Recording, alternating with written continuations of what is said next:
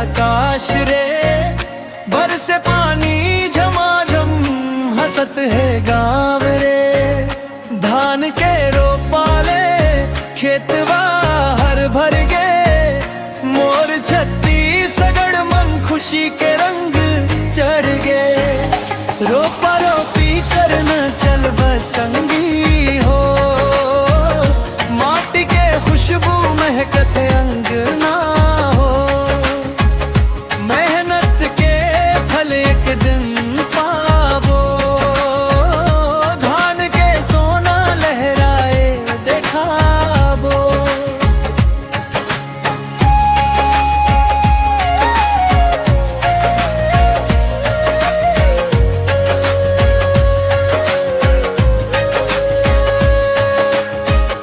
भोरो बिहान ले किसान उठ जाते, बैला संग खेत मन चल देते। हल चला के धरती ल सजाते, नवा फसल के सपना सजाते। पानी मम भिंजे रोपा के डारी, गावत जाते सब नर नारी। माया भरे गीत गूंजे चाहूं ओर, खुशी के बैला बाजे हर ठोर। रोपा रोपी करना चलव संगी हो, माटी के खुशबू महकत अंगना हो।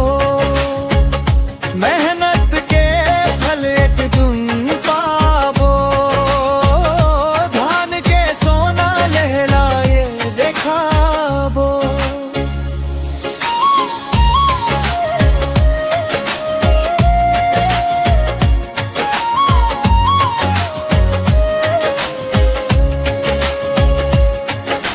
रिमझिम बरसे सावन के पानी, हरियर हो गे खेत औ खलिहानी।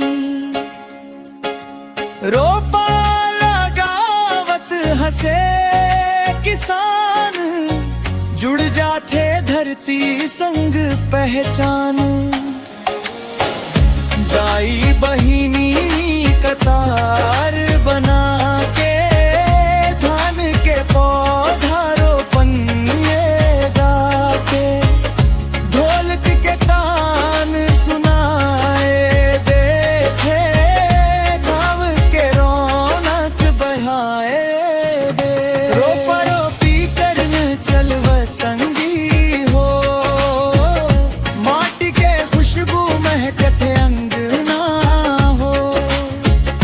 मेहनत के फल एक दिन पावो, धान के सोना लहराए देखाबो।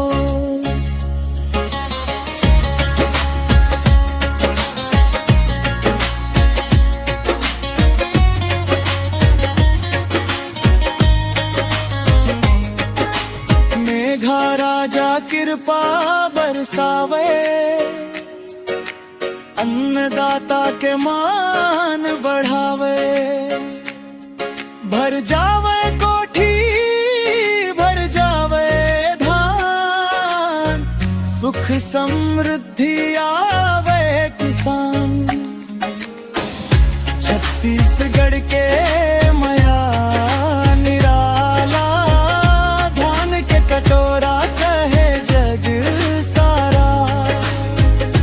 आषाढ़ महीना खुशी ले आके, खेती किसानी के गीत सुना। आषाढ़ के बदरिया घेर ले आकाश रे, बरसे पानी झमाझम हंसत है गाँव रे।